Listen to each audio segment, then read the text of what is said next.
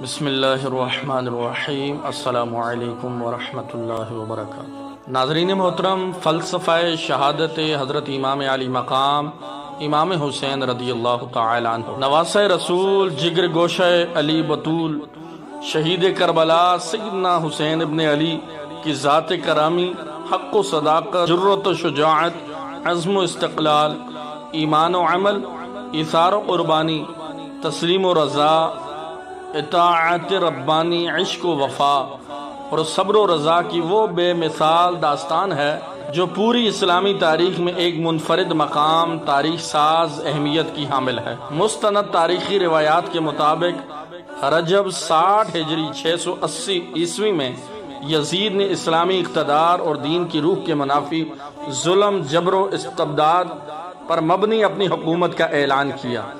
بالجبر عام مسلمانوں کو بیعت اور اطاعت پر مجبور کیا۔ مدینہ منورہ میں ایک مختصر حکم نامہ جاری ہوا جس میں تحریر تھا حسین، عبداللہ بن عمر اور عبداللہ بن زبیر کو بیعت اور اطاعت پر مجبور کیا جائے، اس معاملے میں پوری سختی سے کام لیا جائے یہاں تک کہ یہ لوگ بیعت کر لیں۔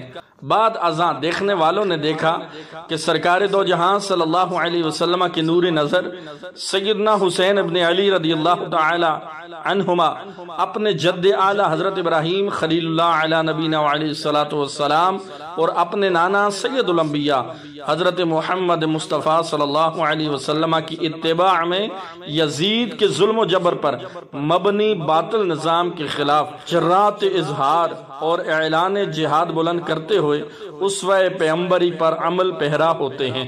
امت مسلمہ کو حق و صداقت اور دین پر مر مٹنے کا درس دیتے ہیں۔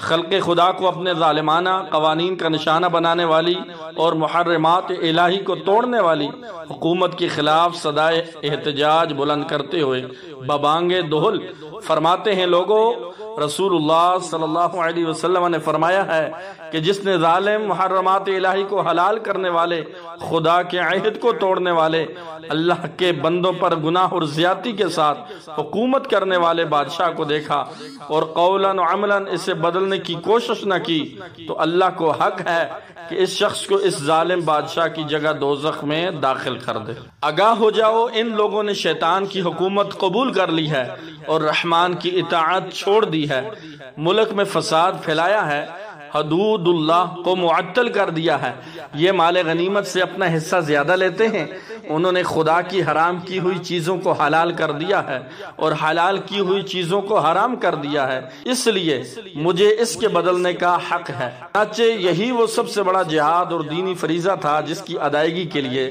نواسہ رسول سیدنا حسین ابن علی اسوہ پیغمبری کی پیروی میں وقت کے ظالم اور جابر حاکم یزید کے خلاف اور اگزار کرب و بلا میں 72 نفوس قدسیہ کے ہمراہ وارد ہوئے اور حق و صداقت اور جرت و شجاعت کی وہ بے مثال تاریخ رقم کی جس پر انسانیت ہمیشہ فخر کرتی رہے گی۔ حق کے متوالے باطل قوتوں کے خلاف صف آرام مردان حق اس راستے پر ہمیشہ چلتے رہیں گے۔ یہ ایک تاریخی اور ابدی حقیقت ہے کہ شہدائے کربلا نے اپنی قیمتی جانوں کا نذرانہ پیش کر کے جرت اظہار اور باطل کے خلاف احتجاج اور جہاد کا ایک سلیقہ اور ولولہ عطا کیا۔ سیدنا حسین ابن علی کی صدائے حق نے مظلوم انسانیت کو ظالمانہ نظام کے خاتمے کے خلاف ڈٹ جانے کا حوصلہ اور حق نوائی کا درس دیا۔ حق کی آواز بلند کرنا، انسانی اقتدار کا تحفظ اور دین کی سربلندی دراصل اسوہ پیغمبری اور شیوہ شبیری ہے۔ شہدائے کربلا کا فلسفہ اور پیغام یہی ہے کہ حق کی سربلندی اور باطل کی سرکوبی کے لیے کسی قربانی سے دریغ نہ کیا جائے۔ نواسہ رسول، جگر گوشہ علی و بطول، شہید کربلا سیدنا حسین ابن علی رضی اللہ تعالی عنہ اجمعین نے رحمان و رحیم پاک پروردگار کے حضور اپنی آخری مناجات میں فرمایا، اے معبود برحق، اے صاحب مغفرت اور بلند و مرتبت، اے شدید غضب والے، تیری قدرت ہر قدرت سے بڑھ کر ہے، تو اپنی مخلوق سے بے نیاز ہے، تیری کبریائی ہر شے پر چھائی ہوئی ہے، تو اس پر قادر ہے جو چاہے انجام دے، تیری رحمت اپنے بندوں سے نزدیک تر ہے، تیرا وعدہ سچا ہے، تیری بخشش ہر سو پھیلی ہوئی ہے، اپنی مخلوقات پر تیری مکمل گرفت ہے۔ جو کوئی توبہ کرے تو اس کی توبہ قبول کرنے والا ہے، تو جو ارادہ کرے اسے انجام دینے پر قدرت رکھتا ہے، جو چاہے حاصل کر سکتا ہے۔ تیرا شکر ادا کیا جائے تو شکر گزاری قبول کرتا ہے، اور جب تیرا ذکر ہو ذکر کرنے والے کو یاد رکھتا ہے۔ میں تجھے ایسی حالت میں پکار رہا ہوں تیری مدد کی مجھے ضرورت ہے، اور ایسی حالت میں تیری جانب میری توجہ ہے کہ سخت آزمائش اور ابتلا میں ہوں۔ اس حزن و علم میں تجھے پکار رہا ہوں، اور تیرے سامنے اپنے درد و غم کے لیے گریہزاری کرتا ہوں، اور کمزوری کے عالم میں تجھ ہی سے مدد طلب کرتا ہوں۔ تجھ ہی پر میرا انحصار ہے، اور تو ہی میرے لیے کافی ہے۔ پس اے پروردگار عالم ہمارے لیے مدد اور راہ نجات عطا کر۔ اے سب رحم کرنے والوں سے بڑھ کر رحم کرنے والے۔ بعد ازاں شہید کربلا امام حسین رضی اللہ تعالی عنہ نے اپنی مناجات ان جملوں پر ختم کی: صبرن علی قضا بار الہ، ہم تیری قضا اور قدر کے سامنے صابر و شاکر ہیں۔ تیرے سوا کوئی معبود نہیں، اے فریاد کرنے والوں کے فریاد رس، تیرے سوا کوئی پالنہار نہیں اور نہ ہی کوئی معبود ہے۔ میں تیرے حکم پر صبر کرنے والا ہوں۔ اے اس کی مدد کرنے والے جس کا کوئی مددگار نہ ہو، اے ہمیشہ زندہ رہنے والے جس کا کوئی اختتام نہیں، اے مردوں کو زندہ کرنے والے، ہر ایک کے اعمال کے مطابق اس کا حساب کرنے والے، تو ہی میرے اور ان لوگوں کے درمیان فیصلہ فرما۔ تو ہی فیصلہ کرنے والوں میں سب سے بہتر فیصلہ کرنے والا ہے۔ پھر آپ نے اپنی جبین نیاز خاک کربلا پر رکھ کر فرمایا: بسم اللہ و باللہ و فی سبیل اللہ وعلی ملت رسول اللہ، اور حالت سجدہ میں اپنی جان افری کے سپرد کر دی۔ ایسا سجدہ کیا کہ جس پر تا ابد سجدوں کو ناز رہے گا۔